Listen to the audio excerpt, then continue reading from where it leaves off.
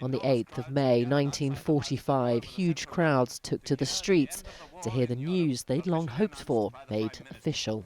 Advance, Britannia! Long live the cause of freedom! God save the King!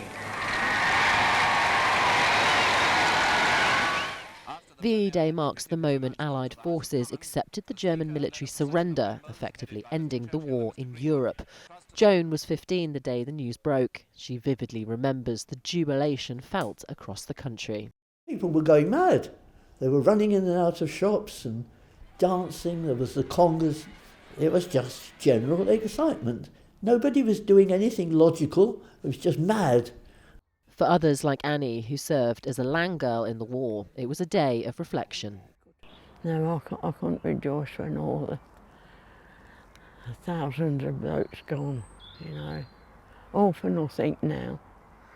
All for nothing. And this year's anniversary will be a particularly poignant one.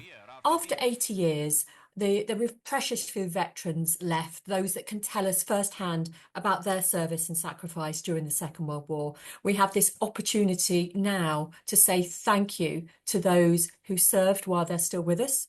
4 days of commemorations will kick off on Bank Holiday Monday, when hundreds of street parties will take place up and down the country. In the capital, there will be a military procession from Whitehall to Buckingham Palace, followed by a flypast of current and historic military aircraft, including the famous Red Arrows. It's a huge honour and a privilege for so many reasons, partly to be part of such a fantastic team, but also the nature of the day. I couldn't be more inspired by what that generation did for us. On Tuesday, an installation of 30,000 ceramic poppies will return to the Tower of London. In the evening, historic landmarks across the UK will be lit up in blue, red and white. On Wednesday, the Parliament Choir will host a concert at the Palace of Westminster. On VE Day itself, a national 2 minutes of silence will be observed at midday.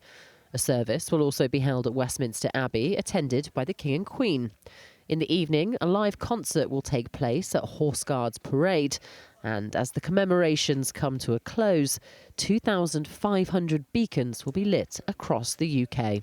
Pubs will be allowed to stay open an extra 2 hours, meaning people can raise a glass until 1 a.m. and honour the sacrifices made and celebrate that momentous day 80 years ago. Caroline Lewis, ITV News.